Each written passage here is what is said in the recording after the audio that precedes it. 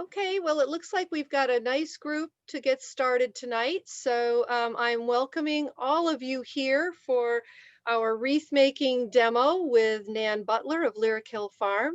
My name is Holly Johnson, and I'm the Program and Outreach Coordinator for the Granby Public Libraries. And I'm glad that you found your way to us tonight because I think you're going to enjoy this wonderful tutorial that we're getting from Nan. So tonight we're going to learn how to make an evergreen wreath from fresh greens and other little treasures that you can find in nature. Um, Nan has this demonstration she'll be doing tonight. She's going to show us some construction techniques. We'll have a materials list and also some sourcing options. And we'll give those to you throughout the program, but we're also going to send you a list afterward. So you'll be able to get that as well after the fact. I want to point out that this particular program is part of the Granby Grows series, which is sponsored by the Granby Public Library and the Granby Agricultural Association, or Commission, I should say, Granby Agricultural Commission. And this is a program series that I dreamed up because we have so many wonderful farmers and gardeners and other professionals, environmental educators in our local area. I just couldn't see how we could waste all that expertise and not tap into it. So that's what we're doing. We're bringing these types of programs to you each month as part of the Granby Grows series. And we're going to speak to agricultural and environmental topics. And we'll give you an opportunity for asking questions via the chat feature that's down here on the bottom of your Zoom screen. Or you can ask live questions. But what I'm going to encourage folks to do is, as if Nan, especially if Nan is in a really good rhythm and she's going along with her presentation, if you could hold the audio live questions, that'd be great. And if you could text the question to me on the chat feature, if it's something that I think we can get her attention and get a quick answer, we'll go with that.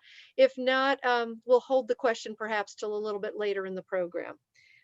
So that's why we ask also that you kind of keep the audio muted to start. It avoids all those distracting background noises that sometimes leak through and can give us a little bit of trouble. So appreciate that. But if you have a burning question, please feel free to ask it. Please feel free to unmute if it's timely. But again, if it's something that you think you can just text via the chat feature, please do that. We'd love that. I also want to put in a plug for the Friends of Granby Public Library, the Friends of Cossett Library, and the Granby Library Association, because those are three groups, nonprofit groups that do a lot to support the libraries all throughout the year. And if you have any questions about those groups or would like to support them in some way, please don't hesitate to go to the library's website. You can click on a tab that'll tell you a little bit more, or you can always call. I know that a lot of our patrons are disappointed that the library recently went back to um, curbside service only, no more browsing within the building. Hopefully that only lasts through December, but we'll see. Um, but just so you all know, the staff are in here working. We are not, as some of us are working very long days into the evening too. So we haven't abandoned the community. The library staff are here. We're eager to help, and we can get you your books, your movies, your magazines, and you can even make uh, technology appointments. So if you need to come in and use a computer or a copy machine, um, or fax something, you can call us and make a tech appointment and we will get you in here safely. So let's see, that's all I really wanted to say about housekeeping. Again, Nan Butler, wow, she is the heart and soul of Lyric Hill Farm. That's a small family owned farm in Granby, Connecticut. They're dedicated to sustainability, respecting people, animals, the environment, and organic practices. Who could ask for more, right? That's wonderful.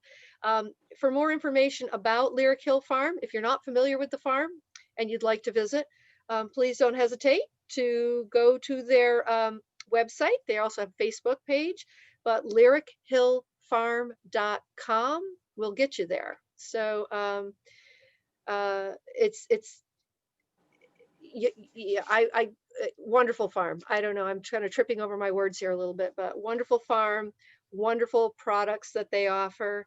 And I'm sure we're going to hear a little bit more about some of those things as Nan goes through her presentation tonight. But at this time, I'd like to give a warm welcome to Nan Butler and our wreath making demonstration tonight at, on behalf of Granby Public Library and the Granby Ag Commission. So Nan, a big welcome. Thank you for being here. Thank you. I'm giving you a round of applause. Holly says I have to show my face, even though I am not really set up to show my face, just my hands in the wreath. So hello everybody, this is the last you'll see of my face, but you can hear my voice and see my hands on the wreath, which is what's the most important thing anyway. So welcome, thank you for joining us this evening and spending the next hour with us on Evergreen Wreath Making. Evergreen wreaths started long before, as actually a pagan tradition, long before they ever took hold as a Christian symbol in the 16th century. When it took root in the 16th century, the shape of the wreath and the evergreens in the wreath that were used were symbols of eternal life. And those very first wreaths that were used to welcome the Yule season were made with evergreens, holly berries, and believe it or not, oak leaves. And it's a nice tradition that has continued to the present day. So evergreen wreaths are absolutely a wonderful, fun tradition that my family and I have enjoyed every year. We gather our own greens, but you certainly could go to a local nursery, particularly any place where you get to cut your own tree. They trim off the bottom branches, and those are perfect for making wreaths. I like to go for a walk in the woods to cut different kinds of greens. A couple of housekeeping things regarding cutting greens. Number one, first and foremost, do not cut anything on public property. It's not allowed. If you find something falling on the ground, you can drag it out, but don't go cutting anything on public land. Likewise, if you are going to go on private property, make sure you have the permission of the landowner. Another important thing is to make sure that what you are harvesting is in no way on the endangered list. And there is a list that Holly will provide, not the list, the link to the list on the Connecticut government page of endangered species, mostly in the evergreen moss family. I don't think there are too many trees that are on the list. The native balsam is, but that's about it. And well, last word of advice is this time of year, there's still ticks out there if you're going foraging, and poison ivy is out there too. You can still get it even though the leaves are not out, so you can get it from the vine. So just be careful and know where you're going. So let's get started. So this is a wreath that I made the other day in preparation for this class. It's a variety of greens that I found. Hemlock, I've got hemlock, this is what grows behind our house, some white pine, some juniper, some cedar, and some club moss. So I'm gonna put this aside, and I'm gonna show you some of the greens that I found that could be used in wreath making. So first we have white pine, which is very, very lovely. It's very, very soft. I wouldn't make an entire wreath out of this because it's a little bit of a floppy, soft material, but it makes a wonderful accent. So that's some lovely white pine. And then I have some, where is it? Some hemlock. If I don't knock over the basket in the process, which to me sort of looks a little, the shape of the needles is a little balsamy. So since I can't, since I didn't go get our tree yet, I'm a little bit of a slacker. I used some hemlock. Additionally, I found some rhododendron leaves, which are also quite nice. I tend not to put these in my wreaths because they are poisonous to goats, and you never know around here if the goats are going to get out and eat something. So they're pretty, but I don't use them, but you can. And then I have several varieties of cedar and juniper, and you can see just within the species, there's a lot of differentiation in the leaf structure. So this has a little bit more of these, I don't even know what they're technically called, but the little kind of tan doodads, and this has some blueberries, which will make a wonderful accent. And then I have over here one of my favorite things, hard to find, but there's a spot where there's some club moss, and this dries beautifully. It's very lacy. And again, this is a really beautiful accent to put in the wreath. And of course, things like pine cones and white, the white pine cones will often look like this when you find them in the woods if it's been wet. A quick little pop into a low heat oven, so 200, 180, not for very long, will open them up. Now these just have been out in my studio, and they're starting to open up just from the warmth. So if you're going to use those, that's a way of opening them up. Other things that you can use are things like, I find these are really pretty. I don't have any holly, which tends to be kind of prickly anyway to work with, but if you do, it's beautiful. Or winterberry. These are multiflora rose hips, which will work just as well when I put them in. And here is some autumn olive, which the silvery foliage also will make a wonderful accent. So those are some of the materials we have today, and let's get started. So the first thing that you need to do any wreath is a frame. I use the same frame year after year. You can get this at any craft store online. It's a circular box frame.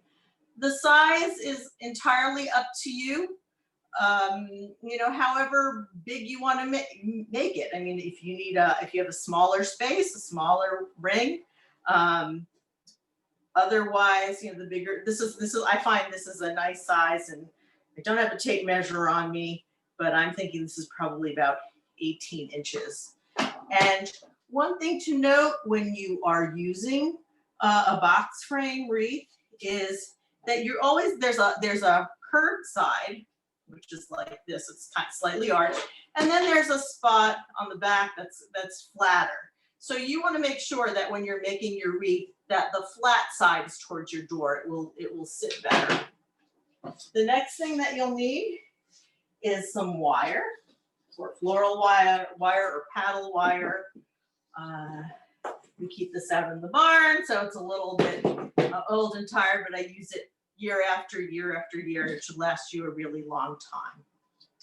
So to get started, the first thing that you need to do is anchor the wire to the wreath frame. And you can do this not only on a wire wreath frame. If you have a grapevine wreath or a regular frame, you can use pretty much anything as a base, but the box frame will allow air circulation from the greens. So what I'm doing is I'm basically twisting the wire so it doesn't come off the frame. Let's see if I can hold that up. You can kind of see that if I yank on it, it's not going to come off. So the first step in making any evergreen wreath after you get the wire anchored on the wreath is to have a handy dandy, nice, sharp pair of clippers. And it is entirely up to you if you want to. We're going to be making little bunches of little bouquets of greens. If you want to cut them all up first, or if you want to cut them as you go, there's really no right or wrong way to do this. And it's pretty easy to correct anything that you mess up along the way. So if you look at this piece of hemlock, and balsam looks pretty similar, you can see there's some of it that looks a little bit skimpy and other parts towards the end that are a little fuller. I still like to use everything as much as I can on the bouquets that you'll see that we're placing on the wreath. The less full pieces go to the back, and because they overlap, you get a fullness without necessarily seeing some of the gaps. So for a wreath this size, I am probably going to start by cutting a piece that's about, and I calibrated eyeballs, so that's about 8 inches long. And as you go forward, you're going to want to make sure that all of your cuttings are the same size. Don't worry if they're a little shaggy looking, because you can give them a haircut afterwards. So I'm going to use that as my template. And I'm just going to keep cutting and overlapping them. Just so I'm going to get some fullness. Now, if there are some things that are really, really sticking out, you can give it a trim. I also try and count, mostly because I'm a little OCD, how many branches I have in a bundle, just to keep it somewhat consistent. So that's looking pretty good. Flatter greens like hemlock and balsam and pine and arborvitae tend to work very well. I have made wreaths out of cedar and juniper, but they end up looking like little porcupines. So I just like the way these lay better, but there is, again, no right or wrong. So I have my first, actually I'm gonna make that a little bit fuller because we don't want skimpy. My first bouquet of hemlock greens. If you are using hemlock, some people do have, can have an allergic reaction to it. So you might want to wear some gloves. Doesn't bother me, but I do know that some folks can have issues with it. So you could make the entire wreath all out of one kind of green. I like to do a little bit of mixing because it gives it some variety. So I'm going to add in some pieces of white pine and a little bit of that cedar that has some of this yellow to it. So I hope everybody can see this. I've got an 8-inch bouquet of hemlock and white pine and cedar. And now I'm going to lay it on the frame, and I'm going to take my wire and just wrap it around a couple times. Pull tightly, 1, 2, until that's nice and secure. And actually one more time. So there's my first bundle, piece of cake. And you're just gonna do that over and over and over again. So let me grab another thing of hemlock and off we go. So again, 8 inches. I've got these pieces that are a little bit more green, you know, and don't use anything that's too dry. I do like to use fallen branches if they've fallen recently. Like there was a pretty big windstorm the other day, so I found lots and lots of white pine in the woods because it's a very soft wood and it comes down pretty easily. The branches break pretty easily. So you can pull it with your hands too. You want to make sure that with if you're using something like hemlock for uniformity, that you have them all going, so all the top pieces, you know what, so one side, the bottom side is a little more silver. I mean, you certainly could do that. I'm mixing in other greens, so the uniformity of the background of the hemlock, I want all the top sides showing. And here's my next little bunch. And you can see I'm using up everything on the branch. Nothing is wasted. And then I'm going to take my next piece of white pine, or pieces of white pine.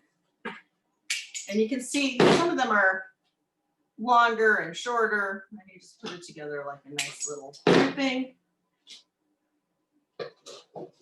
You drape really, the white pine drapes beautifully. And then I'm going to grab another piece of that cedar. Now this time, so I've got, with this, you can see I've got the white pine going this direction and the cedar going in that direction. I'm going to alternate it on this next piece. I'm going to just lay this over. And the accents are only going to peek through a little bit, but just enough to give it some substance. So I'm going to lay it over the end of the last bunch and wrap tightly like so. And give it a little pull, and you can fluff or compress it it's up to your taste. And you can add more accoutrements if you so choose. Like I said, there's no right or wrong way. And here I'm already seeing that these are a little bit, you know, like a bad hair day. So you can trim that.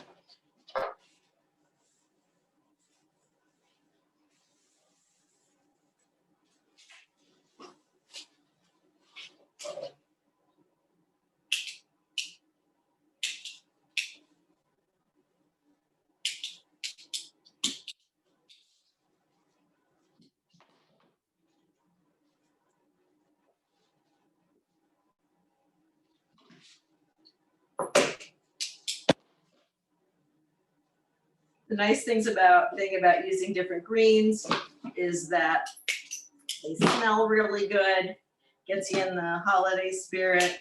And one thing that I would suggest is if you have friends or neighbors or people you know nearby that have different greens, somebody might have holly, someone may have boxwood or arborvitae, is that you have a green sharing party, or just get, you know, socially distanced green sharing event. So you get a variety of different greens.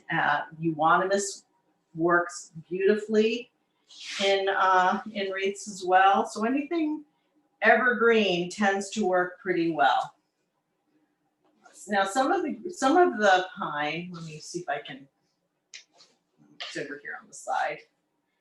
Some of the pine that I can see this, like this would not be the best to use. This was one that I had found on the ground, so you can see it's starting to brown.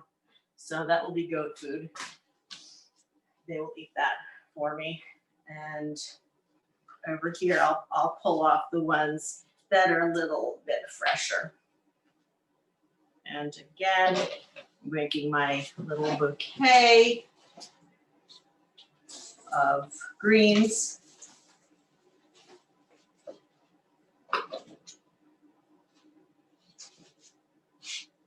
I just think this is just such a beautiful ferny texture, and I love the different textures you get by using a variety of greens. But if you prefer one particular type, it's all good. So remember, we're alternating to give it balance.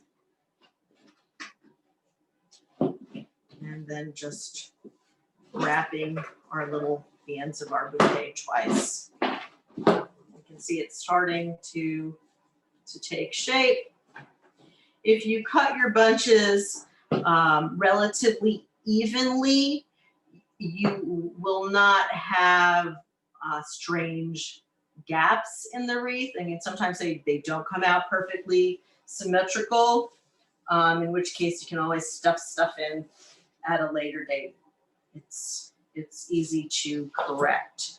A lot of times I can't even tell until I go to hang it up and I think, oh gosh, what was I doing at the time?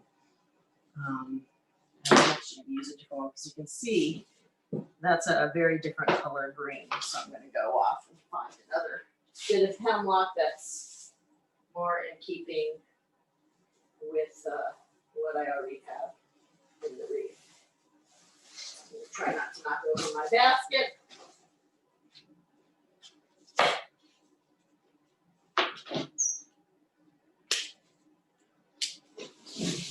Try and keep the area sort of neat. It gets a little bit difficult. You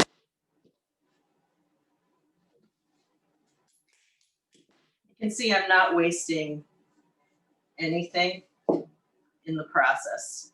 I figure if I'm going out there and harvesting greens, I'm going to use everything that I found, and I only need to take a little bit. And the same thing goes if you're going out to the tree farm and picking up branches.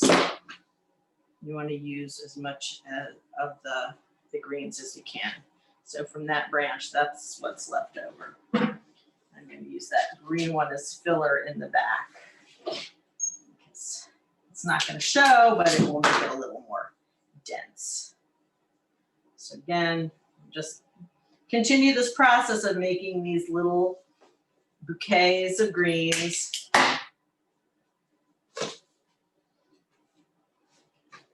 And alternating the greens in them.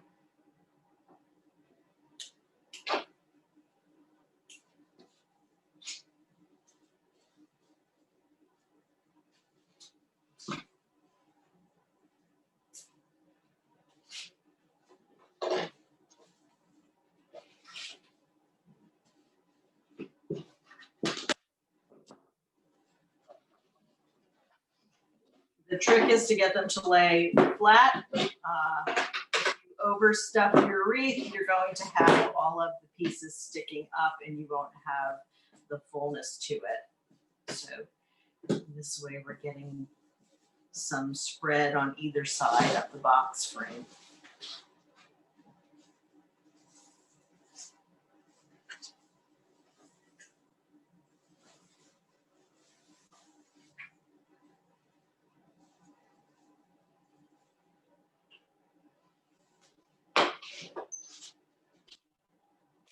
Where I grew up, we used to make wreaths out of Princess Pine, which is now an endangered species in New York, where I'm from, because it was harvested so much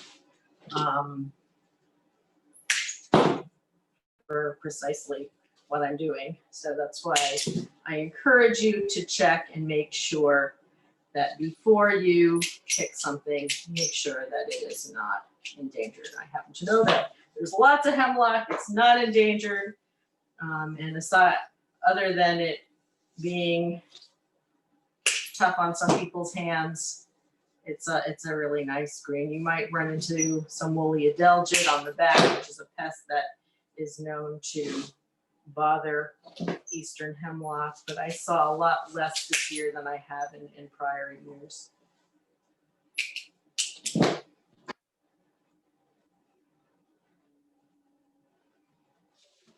You can also, if you're a gardener, use cinnamon stick fern pods from your garden, or sedum heads, or milkweed pods.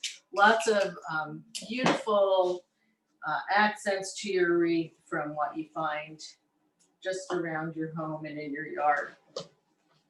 Just fun to be creative that way. My next little bunch. I gotta find more of my cedar.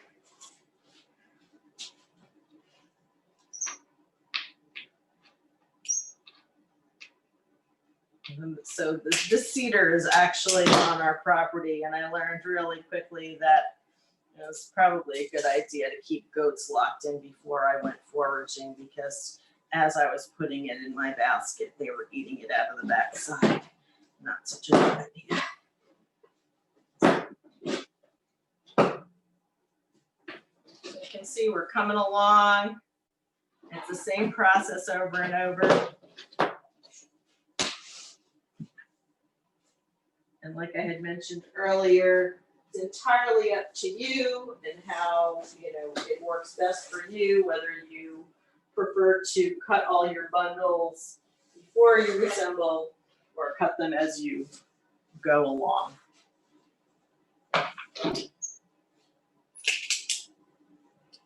If anybody has any questions, just feel free to jump in. I'm not quite sure how that works because I am not technologically proficient, but I'm sure Holly does. Well, thank you for offering, Nan. That's a really nice gesture. We've got a nice group here, and they're all diligently watching right now. But they may certainly, because things are going well, and it doesn't look like we'd be a huge interruption. If anybody does have a question, please feel free to unmute yourself and ask Nan. I can tell you that, Nan, I was uh, listening earlier, and when you mentioned the berries, what were the berries that, maybe they're going to come back in a little bit as you're making this wreath, but what were the berries that you found out when you were doing your They're foraging? actually not berries. They're rose hips. Roses, And that's what it. multiflora roses are just such an invasive species that I feel somewhat vindicated by using them and not having the seeds in the pods spread. I know it's a small effort, but if you have winterberry, that's another one that will work. Autumn olive berries, if the birds haven't eaten them. If you don't hate the color of bittersweet, some of them are a little bit more red than orange. The juniper berries, the blue juniper berries, if you like blue, those work well. So there are lots of choices out in the woods, and you might find someone in your neighborhood or a friend who has a holly bush. I like holly as an accent. I have made wreaths with it, but it's awfully prickly. And there are some other evergreens that are pretty darn prickly too that you wouldn't want to make a wreath out of because they hurt. So the softer ones like hemlock and fir and concolor fir, a lot of those will be at the tree nursery. But what I think most people would have around their homes or in the woods near their house would be hemlock, pine, arborvitae, and those cedar. They work beautifully, and they're not in danger. You can see this is a little bit sparse, but if I'm overlapping them, I get a nice dense cluster of greens. Amount of branches do you think, Nancy? Like 7 or 8, 9, 10? I don't know if you heard that. I did not. Jennifer, you were coming in very quiet, but I think I heard what you were asking. I think she was asking, how many branches are you putting in those bundles as you go? And if I'm not right. Question. That is a fabulous question. So depending on the green, there are roughly about 10 to 12 of the hemlock, just because the hemlock I found was a little sparse. So it's not a be all end all. There might be some branches that you cut that are fuller than others and you don't quite need as much. Like this is pretty lacy and loose compared to something like this piece. You can see that this is a little bit denser. You might need fewer pieces of ones that are more dense, and you might double up on the ones that are, it's just a rule of thumb. It's like in Pirates of the Caribbean, they're more like guidelines. But that's a great question, Jen. For me, it helps, by doing that, by using the same number, it just prevents me from overstuffing one particular section of the wreath, which I've been known to do when I'm not paying attention.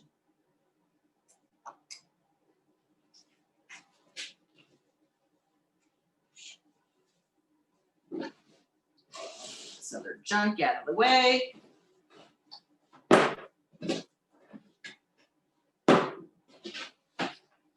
And if you are not so good at cutting, there you go.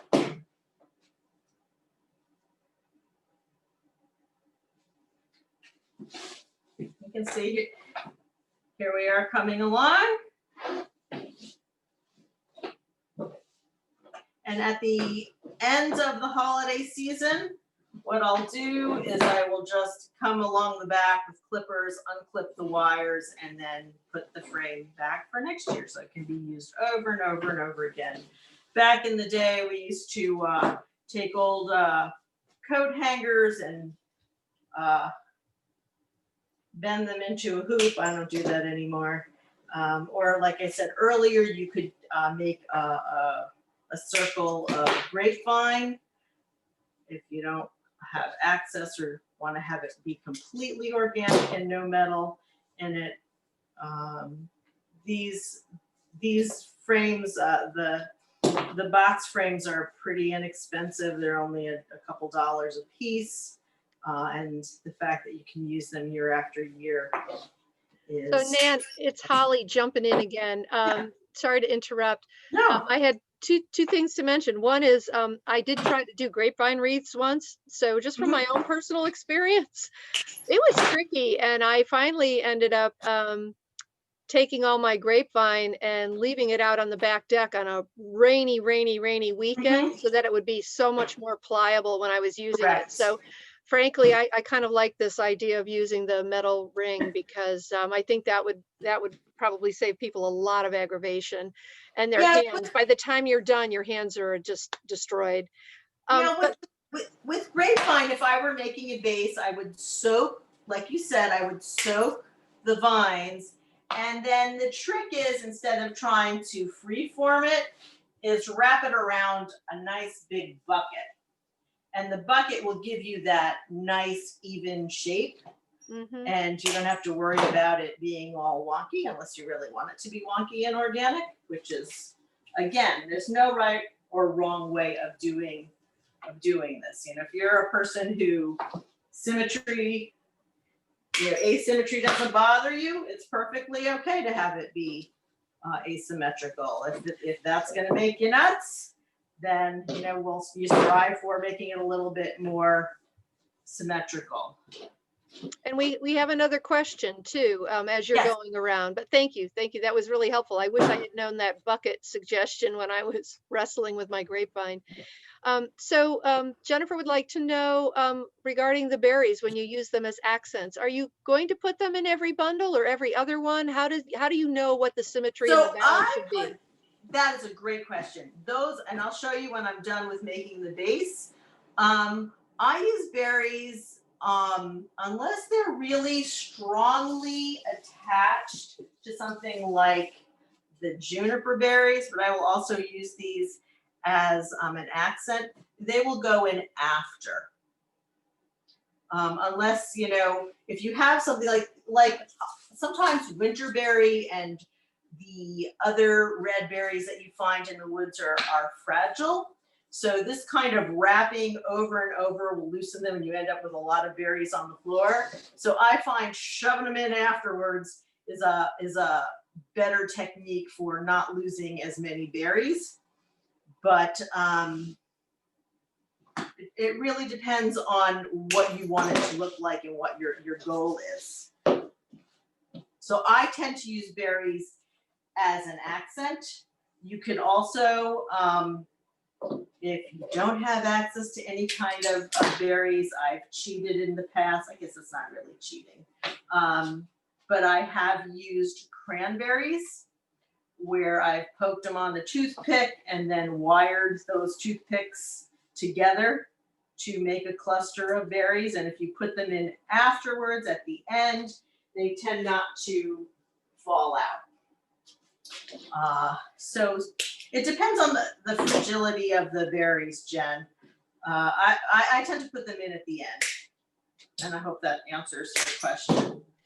I think you covered it, and you're on such a roll now. We've got another question regarding pine cones. Sure. There's pine that has extra sap, or is there a pine cone that has extra sap and we should try to avoid with this, or do you just recommend wearing gloves, or Yeah, I or mean what's it's sort of the luck of the draw. And the same thing with the white pine greens. They are sappy.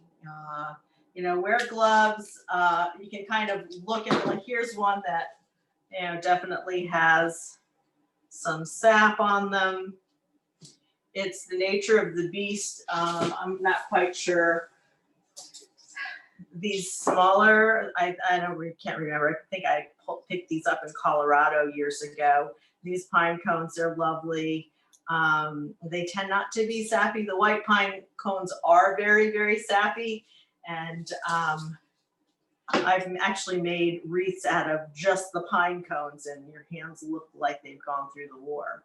So, you know, wear gloves would be the best solution if you're really worried about getting sap on your hands.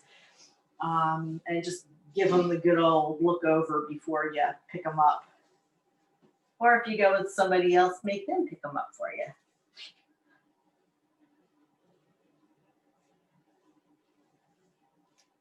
So they have to wash their hands. Besides, we're all washing our hands so much anyway, all the pine sap's gonna come off. Absolutely. You know, if there's anybody else that has a question, please feel free to unmute and ask. I don't want to monopolize the group, but I love having Nan for this tutorial session because this is fantastic, absolutely fantastic. Oh my goodness. You're really making some progress here too. I can't believe how fast this is going. You know, we used to make roping for the porch. And I find, you know, nowadays I just don't have quite as much time, but, you know, it's the same sort of technique over. Once you know how to make a wreath, you can do roping, you can do swags. It's just about getting out there and trying. And it really isn't rocket science. It's science. It's not incredibly difficult. And if you do it with family or friends, it goes by pretty quickly. And like when I was picking the greens over the couple days after Thanksgiving, it was a beautiful day, and I was out on the back porch just making my wreaths. And they were done. Excuse me, Nancy? Yes. I was just wondering the grade of wire. Is it called garden wire, or aren't there different That grades? is a great question. So this one is, I've always called it paddle wire. This one is just called, or floral wire. If you are in any kind of craft store, it will be in the aisle with all of the wreath forms. Okay. So, you know, florist wire, people will know, or paddle wire. Honestly, that's a great question. I don't know what the real name is. I only know what I've called it. Okay, because I've worked with some really thin wire before that breaks pretty easily. So Right. I thought So maybe I should. there's going to be like, so this one is, the one that I did not use is a 1/4 pound bright galvanized. And it's like a very skinny guitar string. And that one, if you yank on it too hard, will break. This one on this spool, I don't have the weight on it because the end fell off, but I can do some research and then have Holly put that on the follow-up email. Okay. That would be helpful. Okay, thank you very much. You're welcome. You're absolutely right. Too thick and your hands hurt.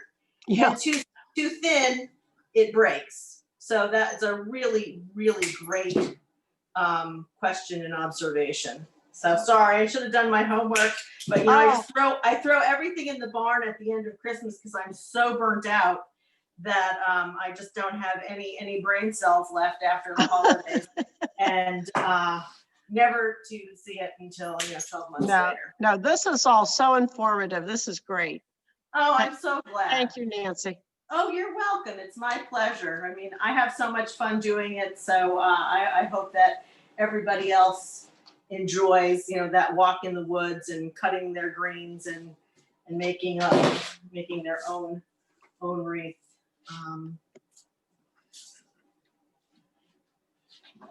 It's aside from eating Christmas cookies, it's one of my favorite parts of the holidays.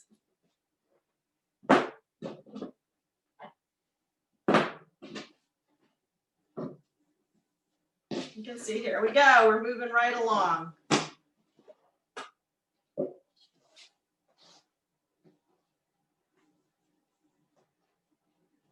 And then you could even make one for a friend or relative, and they'll think you're a genius.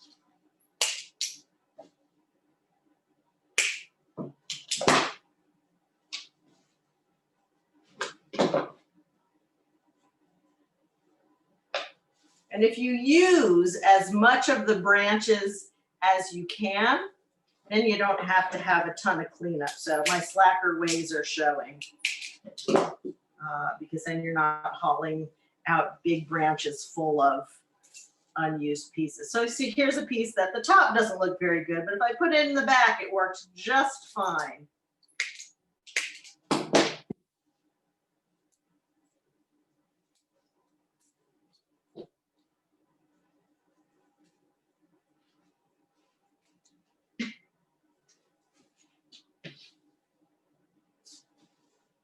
I used to teach this class at a park in West Hartford every year.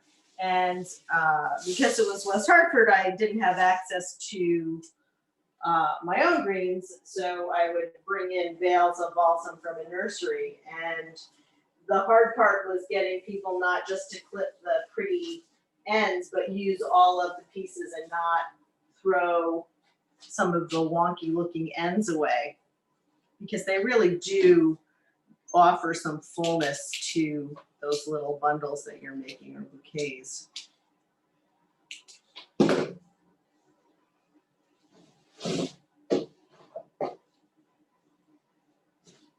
And remember, just keep alternating them, because if you don't alternate them, what's going to happen is you're just going to have 3 rings. I mean, and let me just step back for a minute and say that this isn't the only way to make those bundles. I happen to be using, a little bit of white pine and a little bit of cedar and a lot of hemlock, because it's what I have.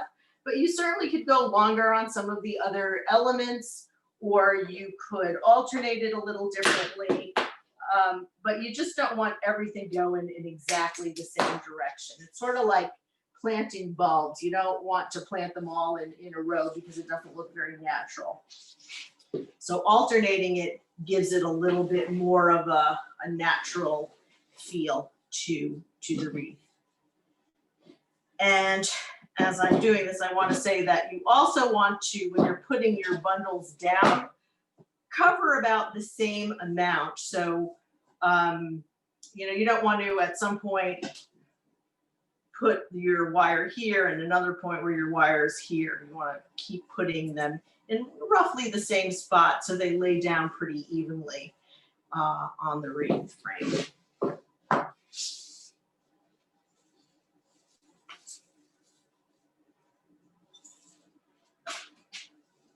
If you're going for a walk in the woods, little plastic sleds or big plastic bags, or like shopping bags, work wonders in carting back some of your greens.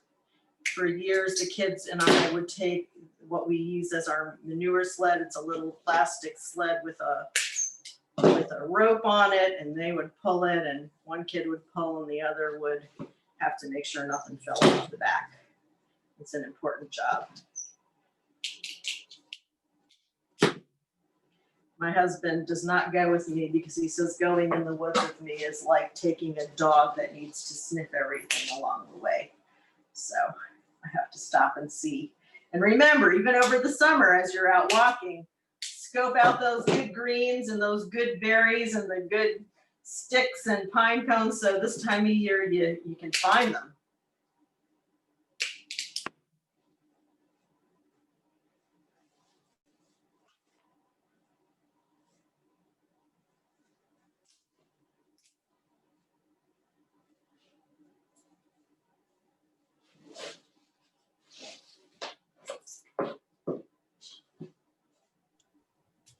And some of them pull apart pretty easy just with your hands.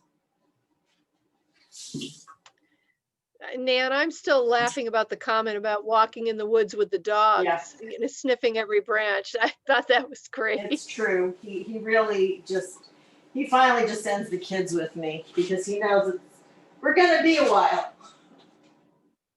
Yeah, I heard our attendees probably don't know this, but Nan was sharing with me earlier today that she had a foraging expedition with her son on the back of the gator. And I guess he's kind of a wild man out there on the trails. So we're lucky we have Nan with us tonight in one piece, Yeah.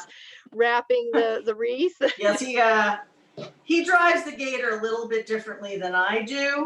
And I drive like the little old lady that I am, and he drives like a race car driver. And the fact that I was holding a saw, clippers, and some greens did not give me anything to hang on to when he hit rocks going pretty darn quick. So I just had to remind him that if he lost me along the way, there would be no one to bake the Christmas cookies. So he did slow down a little bit. Excellent. That's what you have to remind him of those things. You got to remind him about who makes the meals. So you're getting some other comments. I know, Nan, that you're busy focusing on your No, wreath. please but have people come in. I mean, well, I can. Well, while you're busy doing that, I just wanted to share with you that you're getting some very lovely comments about how wonderful and gorgeous that the actual wreath is looking. It is from our perspective.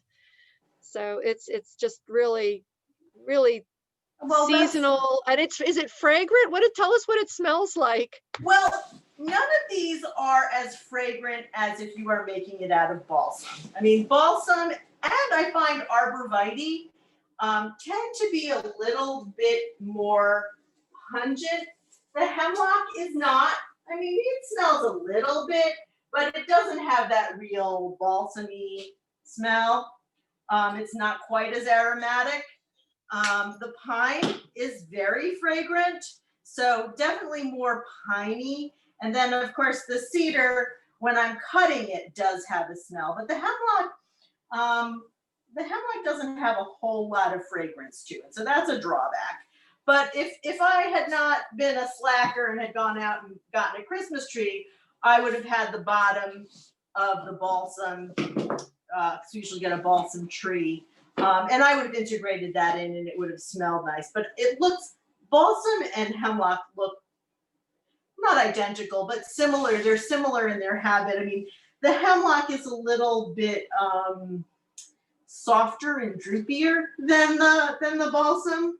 The balsam has a little bit more substance to the needles, but the hemlock does make a pretty wreath. And for me, being able to go up in the woods and have that free price point is also intriguing and makes me want to go and do it. And I enjoy actually slowing down and taking the time to go in the woods. And the reason I drag my kids along is so I have someone to talk to, so in case I run into a bear, there's someone to help me shoo it off because they're still not asleep, and that is a real risk around here. So that's why I like to have someone with me. When they were little, I didn't care. I went off by myself because I needed that time alone. And the bear would have been in tougher shape if it had met a mother of young children at that point than me meeting the bear. Unless she was a mama bear, in which case she would have understood.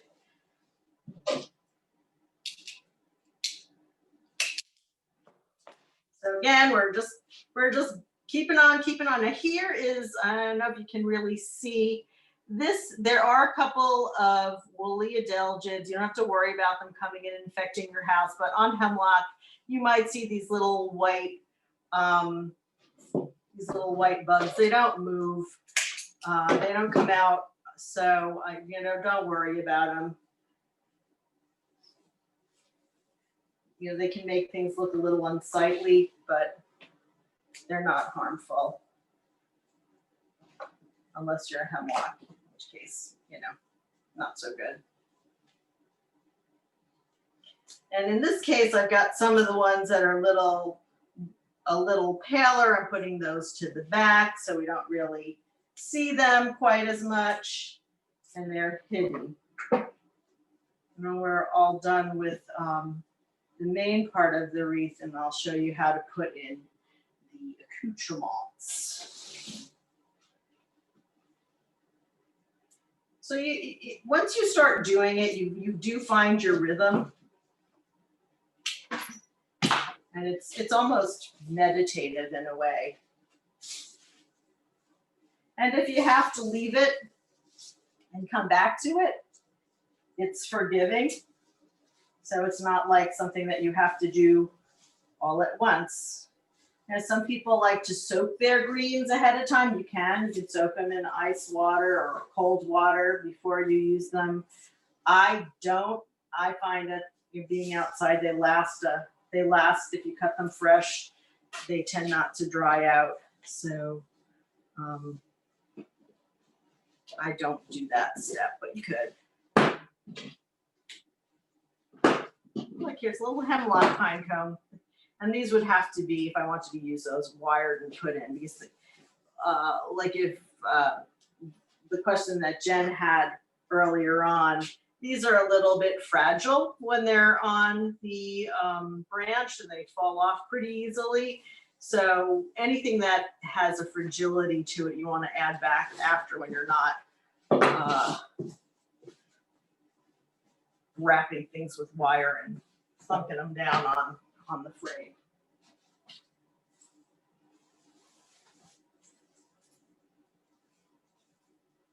And if you find that you've picked like more than you need, I've made swags and thrown a pair of old ice skates on them as decoration.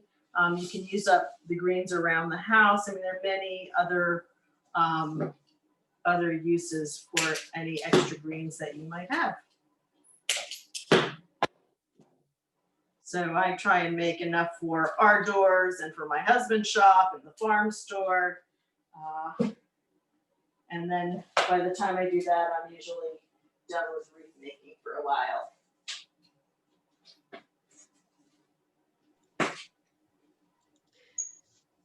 Nan, while you're working on that wreath, can you tell me, I hope it doesn't distract you too much, but can you tell me a little bit more about what else you do around Lyric Hill Farm to prepare for the holidays? I know you've got a, I guess, do we call it a cottage industry, a farm? Yeah, so we have a little farm store, and I am a goat farmer, an accidental goat farmer. I started raising dairy goats when my middle son was 8. He is now 23. We still have the original herd.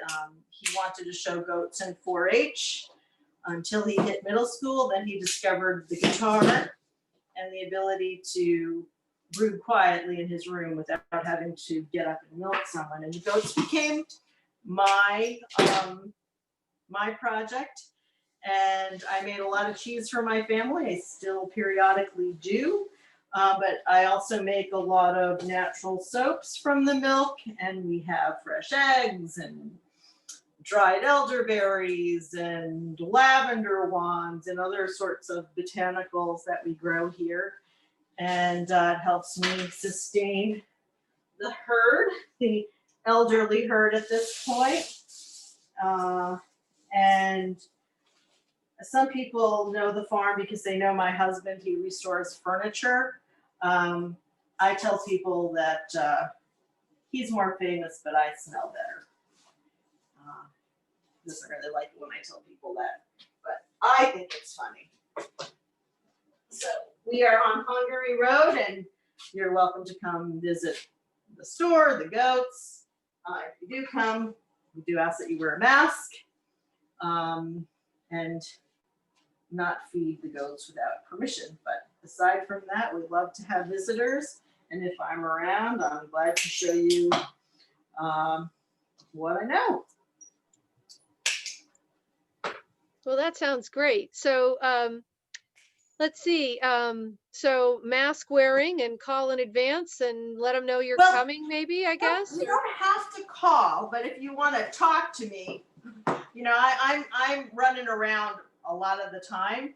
So our farm store is self-serve like almost every other farm store in Granby. But if you're looking to discuss something with me, just give me a heads up and let me know you're coming, so I don't wander off somewhere and you get here and nobody can find me.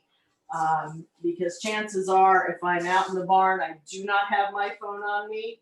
I just tend not to carry it. I've dropped it one too many times, gone to pick it up and ended up with a goat on my back. So I tend not to carry my phone when I'm in the barn. So you're welcome to come and visit at any time. But if you're looking for me in particular, then just shoot me up an email or a text and just let me know you're coming. Sounds good. We also have a farewell here. Kathy had to take off, but she wanted to let you know that this wreath looks absolutely great, and she has picked up some tips tonight, so she thanks you for that. Excellent.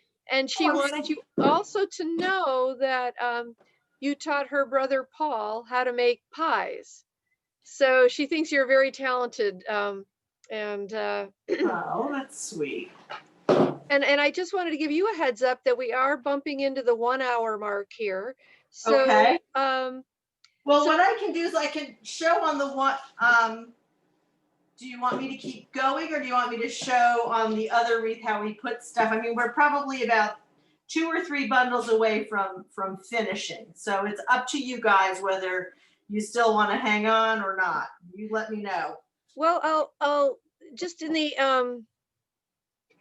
to try to keep a mindful eye on the clock.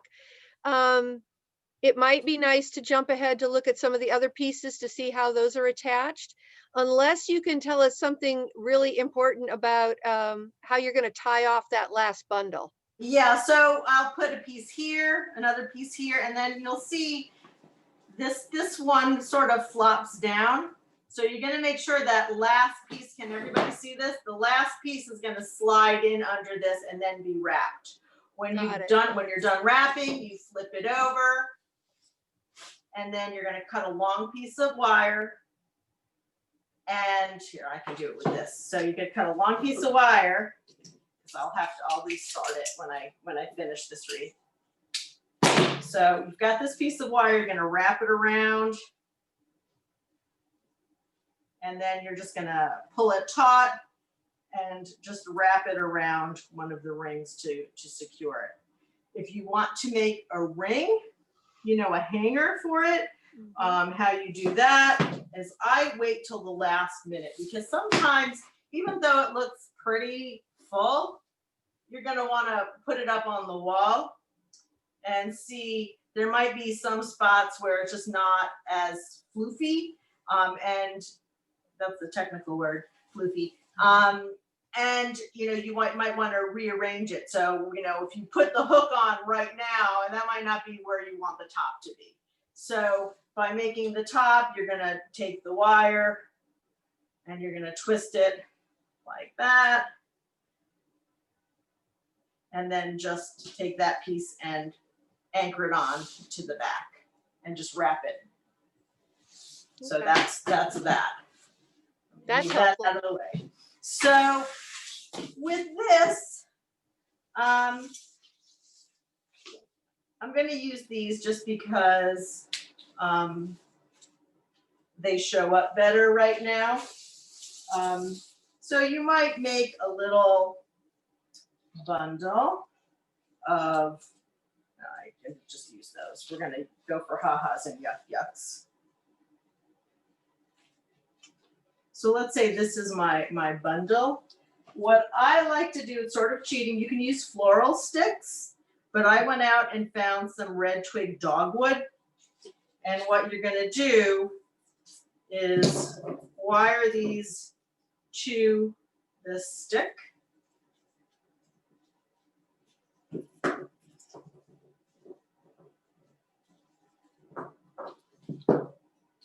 And you tie off the wire. I'm kind of rushing right now. I don't want to have you guys here forever. You don't have to rush too much. I just wanted to just make sure I caught that though. Did you put those that little bundle that you created on a floral pick when you said a stick? You can use a floral pick, but if you're a tightwad like me, you can go like I go, and we have red twig dogwoods, so I cut them and then I use those. Okay, perfect. So I mean, the floral pick it's a pick with wire already attached. If you've got wire and some straight sticks, feel free to make your own. And you can just, push it in until you get some purchase on it. And the weight will hold it. And one thing that I would say is when you are putting in bundles of material, make sure you use odd numbers. They tend to look a little bit more natural and a little less contrived than if you were to use even numbers of things. This, again, if you look at something in nature, it's not balanced and even. So just threes, fives, threes, fives, whatever. I mean, like if I were, if I'm putting it, and you can also lay things out on the wreath to see ahead of time how that's gonna look. So I might just be like, okay, that looks good. And then, because if you use, so if we're gonna, just for ha-has and yucks, if I do 4, this tends to make it look like a square. You see these things, they just don't really balance. You do want to place them evenly, but so now I'm going to do an odd number, and you've got, I don't know if everybody can see this, but now you've got a little bit more, I mean, I'm kind of rushing, but you've got a little bit more of a flow when you've got that odd number. It tends to mirror that circle rather than if I have 4 where it shows the corners.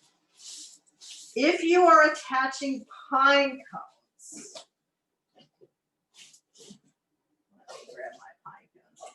There is a trick to doing pine cones. And this is a little bit, you could put them on the floral pick. I tend to wire them together. So you've got your piece of wire, and then you're going to go between the scales on the back toward the bottom as you can. And you're going to get that wire in there and twist it. So now I've got a pine cone on a wire. And what I would do is I would do this to about 3 pine cones. So I'd wire them all separately and make a little grouping, and it's okay to have one upside down. And then so you're going to twist all of the wires together, but you need to have 2 out. And then you're going to just wrap it around. Twist the wire in the back, and then tuck it in. And voila, there it is. And then you can move them any which way you want. So that's how you get the pine cones on. You could put them on a pick. I feel like I have more maneuverability if I wire them in. So that is that. I mean, the other thing you can use are like, I'm not a big faux berry person, but you could use them. I find that they crack I mean, but they certainly are a whole lot brighter than my rose hips. You don't have to put things all in the same location, you know, or around the wreath. You could easily position things so, you know, they are a little bit more, you know, so you got your bow at the top and then this grouping at the base. You play with it and you see what is pleasing to your eye. See, now I'm trying to pull this out and I can't. Ribbon. You can thread ribbon through your wreath. I'm trying to see. This is wired ribbon. But if it's not wired, you can cinch the ribbon with wire and spots to give it that look like it's threaded through. You know, if you like that look of, you know, threading it through and having, this isn't the ribbon that I would choose, but and honestly, I wasn't prepared to do a bow making or ribbon class. If you are making a bow, if you have your bow, you're going to do this something similar to the pine cones, where you make sure you've got 2 long pieces of wire. It's going to go around your wreath, and then you're going to twist it and tie it the same way you would have with the pine cones. And that's pretty much it. If anyone has any questions, they're perfectly welcome to stop by the farm or email me or text me. I'm really not so good about answering the phone, but I am much better about returning texts if my phone is on me. So that's it. And thank you everybody for tuning in. And I hope you go out and make your own wreath and find some greens and enjoy the season and stay safe and well. Thank you, Nan. That was absolutely tremendous. And I'm sorry we pushed you along No, there a little bit it's at fine. the end, It's but you are a fine. phenomenal wreath maker. I learned a lot just watching Excellent. you. So that was very helpful. I want everyone to know who's attending, just a reminder again that we'll be forwarding to you, to your email addresses, the list again of the supplies that Nan spoke about tonight, the box ring, the floral wire, the ribbon, the garden clippers, and gloves if you have sensitive hands, as well as the evergreens that she suggested, and the other little treasures from maybe your garden, like the sedum flower heads or the milkweed pods. Um, Nan had some really good do's and don'ts when it came to foraging. So I just want to reiterate that, because the last thing I need is for the town manager to call and let me know that I sent a group of women out into the woods scavenging on Right, town yeah, don't do property. that. So don't do that. We don't need to get in trouble. Nan and I we like our jobs. We like what we do. So we want to maintain that. So just remember to clip greens from your own property or from private property with permission of the owner, prior permission. And that we encouraged, I love this idea, Nan. Nan encouraged everyone to do a greens exchange, you know, with other like-minded crafters. So maybe you have a lot of holly in your yard and maybe somebody else has a lot of juniper or something. So that would be a nice way to collect some greens. And let's see, what else do we have? Be aware that you're not harvesting endangered species, and you can go to the Apple store and get the free Picture This Plant Identifier app. So if you do have a mobile device and you're out in the woods and you're not sure, you can go in there. And I know that device gives you some free looks. So you can identify various plants with it, just taking the picture with your phone. And if you're have a little more time to give it some thought as you're walking in the woods, you can always go to the Connecticut Department of Energy and Environmental Protection, CT. Let's see, you could go to portal at ct.gov DEEP and then just put in there endangered species, and it'll come right up on that page, and it'll give you a list, and you can poke around in there. And the last thing we wanted to make sure that you were aware of is when you're doing your foraging, look out for that poison ivy vine. The leaves maybe aren't there anymore, but the poison ivy vine is still out there. And if it's a little bit warmer out, like we kind of had some warm spells not too long ago, you got to be careful of those hitchhikers, ticks. Do a tick check when you get back in the house, because we've got enough things on our plate right now between the pandemic and the economy and everything else that's going on. We don't need anybody coming down with any other health issues. Again, we'll email you more information. Thank you everyone for all your kind comments. We appreciate it. And please look to the library's website for other programs that are coming up.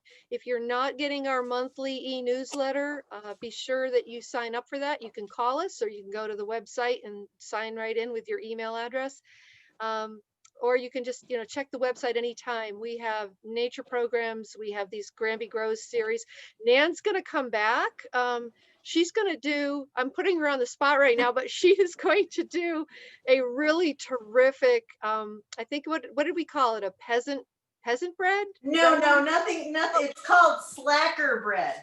Slacker bread. That's what it is. It's a no-knead bread that people will think that you slaved over for a long time, and it's so like easy. An 8-year-old could do it. Excellent. So we won't be doing that in the Evergreen Wreath studio. We'll be in her kitchen for that one. I'll be in my kitchen. I need about a month to clean it up, but we'll get there. Well, I'm glad, and again, I'm glad you all you folks made it in tonight. Thank you for staying with us through the entire program, and you all stay safe. And I can't wait to see you in person when that is allowed to happen again.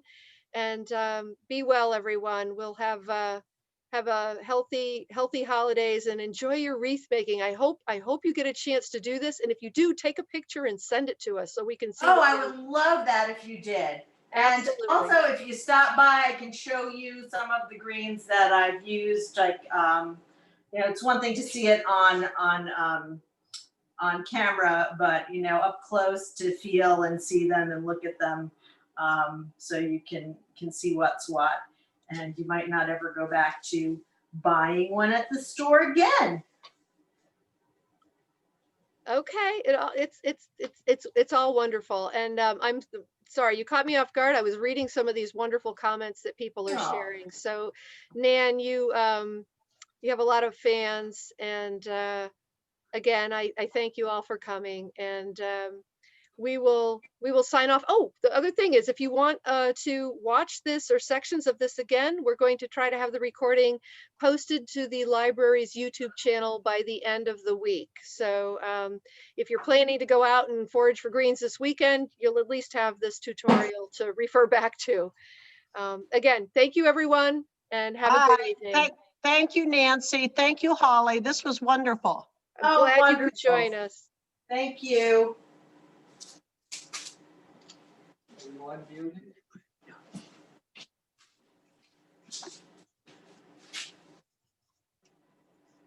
All right, Nan, it was a wonderful evening. I'm going to sign off, and thank you much. We will connect again soon. Thank you. Thanks, Holly. You're welcome.